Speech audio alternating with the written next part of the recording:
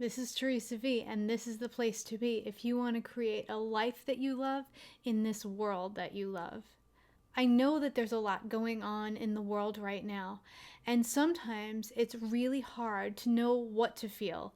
And when you actually are having feelings, sometimes it's hard to rectify what you're actually feeling with the energetic vibration that you feel you should be holding for yourself and on behalf of the world.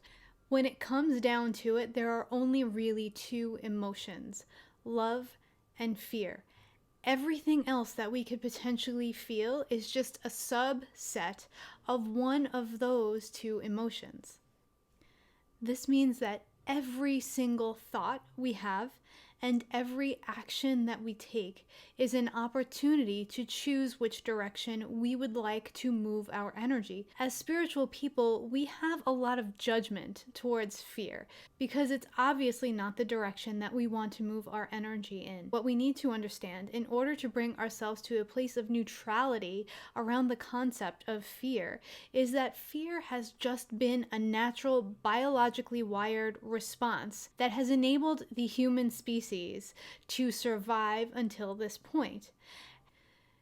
Fear has been the natural response of our bodies, of our brains, to things that we don't understand. If it's a new concept, we fear it until we understand it, and then we can make a choice through the evidence that we've gathered whether or not this is something to be feared. And so now, as our energy takes root in this new paradigm based in the energy of love, this fear response, this biological wiring that has gotten us to this point, is no longer relevant. It's no longer needed. And in fact, it's of the old energy. So it's coming up in spades right now to show us that it's there so that we can invite in a different response, so that we can choose something different and we can move more fully into the energy of love that we are required to hold from this time forward.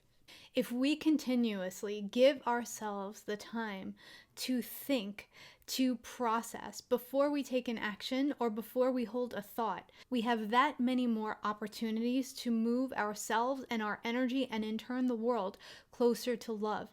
Every single thing, including the most seemingly mundane, tiny task throughout the day, is a great spiritual opportunity to anchor more love here on this planet.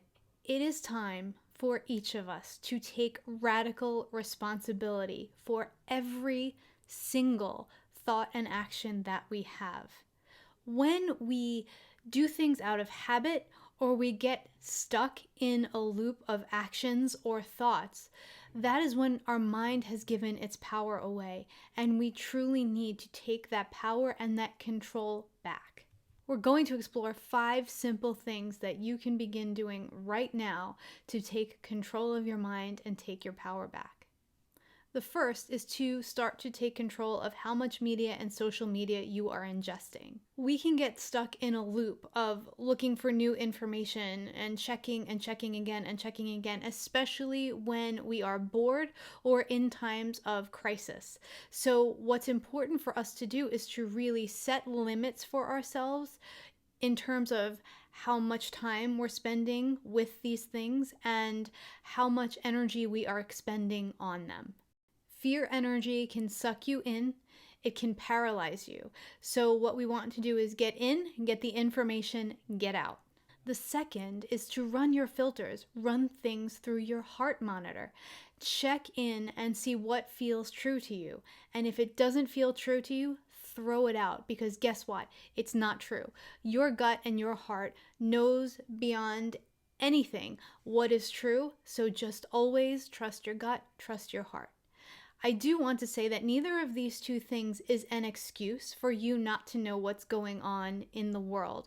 I hear so many people say, so much of the time that they're too sensitive to be immersed in media or to be on social media. And I can completely understand that way of looking at things. However, it is really important for each and every one of us to know what is going on in the world for two reasons. Number one, there is some very important information that we might need for our own good and the good of those we love and care about. And the second reason is it is important because part of our purpose for being here is to hold the light, to hold the energy, to give of ourselves and our time and our resources and our hearts where we are called to give, where we are most needed. And if we don't know what's going on in the world, then we have no idea how and where we can best serve.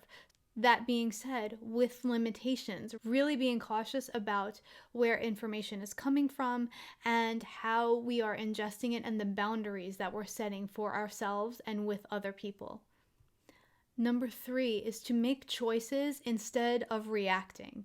When we have the information, it's important to think about it a little bit, digest it, and then feel into it and see how it feels for us. Then to take an action after having done all of those things. When we tune into ourselves, we can make decisions from a place of empowered choice instead of being reactive or kind of like a leaf being blown by the wind throughout the world. That reactivity leads to a sense of being powerless.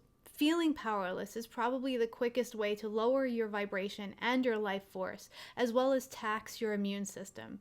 Remember, choices equal power. Number 4 is listen to your body, especially in times where your system is feeling a little bit taxed. Whether you're stressed out, or you're feeling a little bit run down, or you're just feeling like you've had too much to deal with emotionally. Listen in to what your body is asking you for, because guess what? Your body will always tell you exactly what you need to be your healthiest and most vibrant self, regardless of what's going on around you. And please, if your body is asking you for more rest or to take a break, be sure to do that. We all have a bazillion reasons why we don't have the time to take a break. I have heard every single one of them. In fact, I've probably made most of those excuses myself. But when we just take that little bit of time to allow our systems to relax, to allow ourselves to rest, we are so much more productive and we can function from such a place of increased clarity that things get done much more quickly and we can feel much more aligned in the steps we are taking to move forward. And one of the coolest things that our bodies do is very often they'll tell us exactly what we need to survive something that's coming in the future. For example, maybe your body's telling you to ingest more fruits and vegetables and more vitamin C, and then a week later someone in your house comes down with the flu. Your body was already feeling that energy coming and took the steps to prepare you to be as strong as possible for when that hit. So when we listen to our body, we can be as stable and as strong as possible moving forward. And number 5, stay open, stay connected. Sensitives tend to isolate as soon as the world gets hard, as soon as we feel depleted or we feel off. One of the most important things we can do in this new paradigm energy is to really stay energetically connected, as well as connected in the communities that we've been working on building. Community is our right and it is our necessity as we move forward in this new energy. Nothing plugs us in as fast as spending time with like-hearted people. So really practice holding the space for other people and allowing the space to be held for you. This is a really hard one for caretakers and empaths and sensitives. But no matter how bad of a day you've been having or how depleted you're feeling, you know how good you feel after you see them take strides forward, after you felt like you could hold the space for them because you've connected in with your purpose and you have energized yourself because of it. So why do we deprive other people when they can hold the space for us? They are perfectly equipped to do so. We just need to allow ourselves to take that in-breath and be held for a little while. Life gets hard for each and every one of us. Each of us needs that time where we are receiving as well as being strong enough to be in those places where we give. It's about learning to balance the giving and receiving. When we isolate, we start to close our hearts. When we close our hearts, we contract our energy. When we contract our energy, our light, our love doesn't shine out, and we are not in the full power and expression of who we are here to be. And when we are not there, guess what? Fear wins. And right now, fear cannot win. We need to be the vessels of love and to shine love as brightly as we possibly can, because that is the energy that is needed to bring things forward with as much ease and grace as possible. You might sometimes get stuck in fear energy. The fastest way that I have ever found to move yourself out of a thought pattern, to move yourself out of an energetic pattern, is to move your body. I love the saying, change a thought, move a muscle, because it works so fast. So move your body even if, and especially if, you don't want to. Remember the great paradox of life. The only time you can't be hurt is when your heart is fully open. When your heart is fully open, you are in your full power. You are in your true expression. And when you're in your true expression, you are rooted in love. And love is home. I know that you can do this, and I know that we can do this together.